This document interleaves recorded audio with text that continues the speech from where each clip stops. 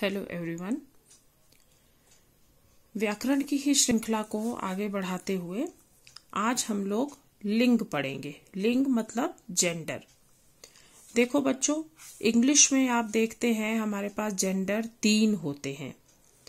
संस्कृत में आप देखिए, संस्कृत में भी हमारे पास जेंडर 3 होते हैं, परंतु हिंदी में लिंग जो है वो 2 होते हैं, स्त्रीलिंग और पुल्लिंग। नपुंसक लिंग होता है हिंदी में, परंतु अगर हम लिंग परिवर्तन करने की बात करते हैं तो स्त्रीलिंग पुल्लिंग में परिवर्तित हो जाता है और पुल्लिंग शब्द जो है वो स्त्रीलिंग में परिवर्तित हो जाते हैं। और नपुंसक लिंग जो है वो किसी भी प्रकार से परिवर्तित नहीं होता। इनफैक्ट हिंदी में नपुंसक लिंग का जो है कोई लिस्ट ही नहीं है, परंतु ऐसे शब्द तो होते हैं जो कि नपुंसक लिंग माने नॉन लिविंग लिस्ट में आते हैं। अब स्त्रीलिंग शब्दों को स्त्रीलिंग और पुल्लिंग शब्द जो है ये आपस में हम लोग चेंज कर सकते हैं, मतलब वाया वर्सा हो जाते हैं। पुल्लिंग शब्द स्त्रीलिंग में बदल जाते हैं, स्त्रीलिंग शब्दों को हम पुल्लिंग में भी परिवर्तित कर सकते हैं। अब ध्यान देने वाली बात क्या है कि हमारे पास जो क्वेश्चन पेपर में प्रश्न आते हैं वो कहता है कि पुल्लिंग शब्दों का स्त्रीलिंग बनाइए, स्त्रीलिंग शब्दों को पुल्लिंग में परिवर्तित कीजिए। परंतु जब ये नपुंसक लिंग के शब्द हमें मिलते हैं क्वेश्चन पेपर में, तो हम इन शब्दों का जेंडर चेंज नहीं कर सकते। नपुंसक लिंग की लिस्ट में जितने भी शब्द होंगे उनको आप ना स्त्रीलिंग में बदल सकते हो ना पुल्लिंग में बदल सकते हो। वो शब्द एक अपना अलग ही रोल प्ले करते हैं। अब इनका रोल क्या है देखिए, इन पर बेस्ड क्वेश्चन कैसा आता है हमको। इन पर नपुंसक लिंग वाले शब्दों पर जो क्वेश्चन हमें मिलेगा उसमें आपको लिंग बदलो क्वेश्चन नहीं आएगा।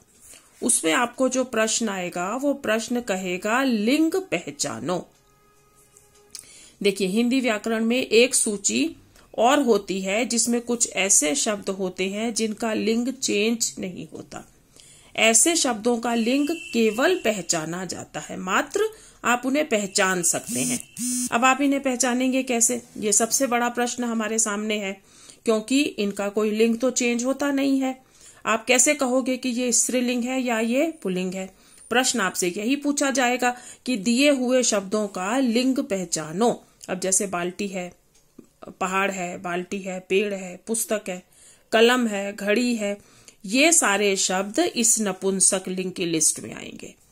अब इन शब्दों का आप लिंग पहचानोगे कैसे? अगर आपके पास कोई रूल नहीं होगा तो आप कैसे कहोगे कि पहाड़ कौन सा लिंग है, बाल्टी कौन सा लिंग है? कुछ जगह पर यह नियम दिया गया है कि बड़ी ई एंडिंग वर्ड, जैसे बाल्टी है, घड़ी है, कहानी है, बड़ी ई एंडिंग वर्ड जो है ये 90% स्त्रीलिंग होते हैं। परंतु ये रूल जो है ये बाकी बचे 10% पर कभी कभी लागू नहीं भी होता है। तो उस परिस्थिति में आप लोग क्या करेंगे? अब हम इस रूल को फॉलो ही नहीं करते हैं। To be on the safer side हम क्या करते हैं, हम एक नया रूल देखते हैं। ऐसे शब्दों का लिंग केवल पहचाना जा सकता है, बदला नहीं जा सकता।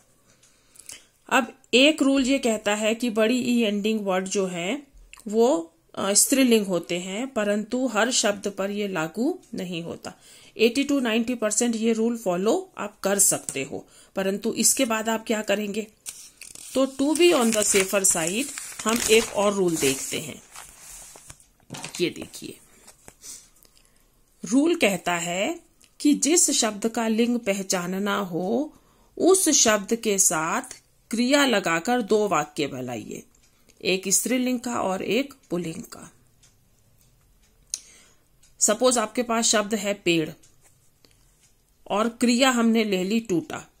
अब आप इन्हीं दोनों शब्द से सेंटेंस बनाएंगे, इसमें और कुछ भी नहीं लगाएंगे, no other part of speech. पेड़ टूटा, पेड़ टूटी, हमने ये 2 शब्द बना लिए, एक स्त्रीलिंग का, एक ये पुल्लिंग का हो गया, एक ये स्त्रीलिंग का हो गया। पेड़ टूटा, पेड़ टूटी। अब इन दोनों में से इसमें और इसमें जो ठीक साउंड करेगा वही इसका लिंग है। अब पेड़ टूटा ठीक साउंड कर रहा है तो ये पुल्लिंग हो गया। अब दूसरा एग्जाम्पल देखिए, घड़ी। घड़ी में भी हम ऐसे ही एक ही वर्ड लगाएंगे जो पुल्लिंग का भी बनाएंगे और स्त्रीलिंग का भी बनाएंगे, और ये वर्ड जो है ये डूइंग वर्ड होगा। घड़ी गिरी और घड़ी गिरा। अब यहां पर क्रिया जो है वो गिरना क्रिया है, ठीक है। तो घड़ी गिरा, घड़ी गिरी। अब यहां पर आप देखिए ये गिरी,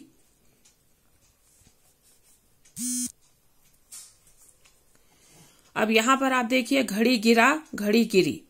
अब क्या शब्द हमको यहां पर ठीक साउंड कर रहा है? घड़ी गिरा ठीक साउंड नहीं कर रहा है, घड़ी गिरी ठीक साउंड कर रहा है, तो घड़ी स्त्रीलिंग हो गया।